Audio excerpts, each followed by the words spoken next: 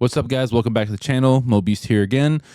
We do have some new information. Let's hope it's finally it. Hopefully this is the last year, but let's get into it. Before I begin, I wanted to shout out to everyone that supports the channel. People who watch my videos, like, comment, people who are on social media that like my stuff. I really appreciate it. And if you haven't watched yesterday's video, I did a video about what John Carmack said, how Beat Saber was more important to VR than Half-Life Alyx ever was. Check that video if you haven't. If you already have, thank you again. And if you haven't, please click the like button on this video and let's get into it. Gabe Follower is someone online that I follow for a lot of Valve information, leaks, data mining, new information on Source Engine, Counter-Strike, Half-Life. Him, sadly, it's Bradley and Tyler McVicker.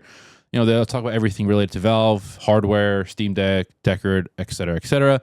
So last night around 10:31 p.m., it's about 6 in the morning here the next day on February 26th, he posted, several people have confirmed that Valve is aiming to release a new standalone wireless VR headset, codenamed Deckard, by the end of 2025. The current price for the full bundle is set to be $1,200, including some in-house games or demos that are already done. Valve wants to give the user the best possible experience without cutting any costs. Even at the current price, it will be sold at a loss. A few months ago, we saw leaked models of controllers codenamed Roy in the Steam VR update. It will be using the same Steam OS from Steam Deck, but adapted for virtual reality. One of the core features is the ability to play flat-screen games that are already playable on Steam Deck, but in VR on a big screen without a PC. The first behind closed-door presentations could start soon. Now, let's talk about this tweet a little bit. Again, guys, this is not a definite that it's coming out this year. Not everything's definite. These are all leaks and rumors. Things could change. Keep that in the back of your mind. No one's saying, I'm not saying it. He's not saying. He's just talking about reports. And before this tweet came out, I think a day before this, I had some random username comment on one of my videos saying the Deckard is for sure coming out in 2025. Now, I don't know if they knew something before Gabe Follower. He probably read stuff online. I don't know. It's just, there's a lot more talk. There has been a lot more information coming out, for Deckard in the last 6 to 8 months, from the controller leaks and everything and the data mining. The Deckard information has been very scarce over the years. You have all of a sudden, data miners about to get a lot of information off of a couple updates and it just dead for another year. And then, back and forth. It's a whole cycle. And a lot of us want to believe. A lot of us want this to happen. We're all really excited. And I know, just stay calm. Let's just hope it's this year, but if not, it's not a shocker because every year we say this is the year for the Valve Deckard. But it would be a good time because there really isn't anything big coming out for VR this year, I don't think. We have the Meta Connect that already announced for September. I don't think they'll be releasing a new generational headset unless they release another Pro model, which I really doubt. I think they're going to focus more on AR and mixed reality and a lot of AI and building Horizon worlds. I think that's what they're going to be focusing on because that's what really stockholders are looking for right now. VR is having a rough patch this last year with all the layoffs and everything, and Meta saying it's a make it or break it year. So I think this would be a good year for in terms of competition with other headsets. Valve will get a lot of the attention. I don't think Asus is going to release their headset anytime soon unless they announce it with Meta at the Meta Connect. Who knows? But I think this would be a good year to release it. But again, Valve takes its time and does the Valve way. Now let's talk about this a little bit. We're going to talk about the price first. $1,200. I don't really think it's that bad. It is pricey, but we're looking at Meta's pricing. They've been losing money on the headset for a long time. They're just trying to get the market share. And most companies that have a platform and sell you software or anything are losing money on their hardware if they're selling it.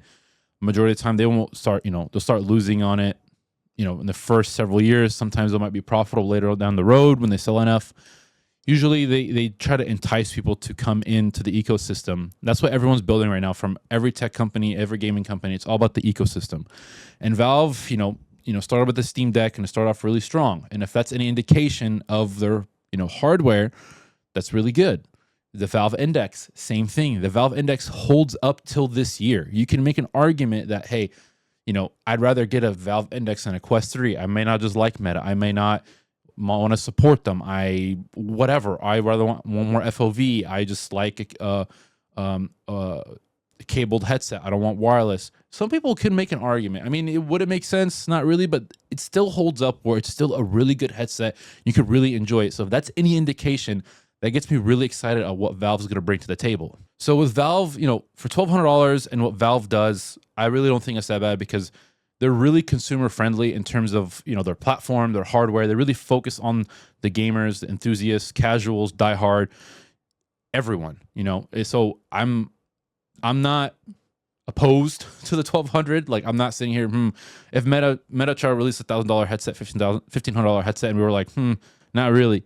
Valve has a pretty good track record, so hopefully it stays that way, which majority of the time they do because they are a private company.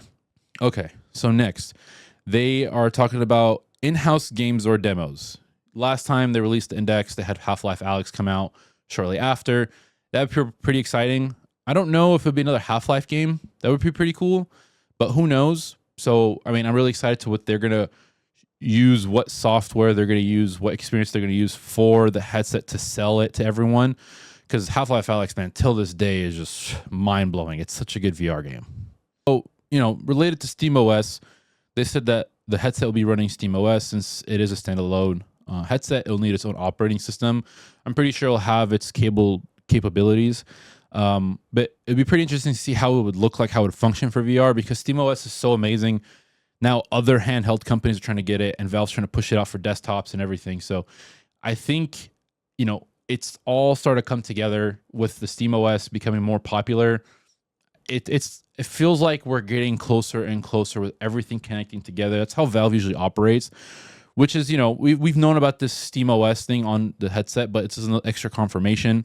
And it starts talking about, how they're going to be bringing the big screen to the headset without a PC, so you can play flat screen games. It's just like those, AR glasses that we see from Xreal, Vitcher, and Ray Neo. I think it'd be really cool because Meta just released an update where you're able to do display out for recording and content creation, but you cannot display in. I think that would have been really cool. They have opportunity where, Xbox for Game Pass, where you could play and stream your games in your headset, but why didn't they create the capability for the opposite? Why can't I get information in and play games that way? That would have been really cool. Would have been competition, a little bit with some of those glasses, or provides that extra feature that people, hey, I don't want to buy another a set of glasses just for that feature. I have my Quest 3. Maybe different, but I feel like Meta dropped the ball on that one. Maybe they'll release an update later, but the fact that Valve is trying to make this as enticing as possible, other than just VR and that's it, is a really good sign. We've been hearing about these leaks, the controllers and everything. It's just extra confirmation. Things are lining up a little bit, and I really hope it is the year.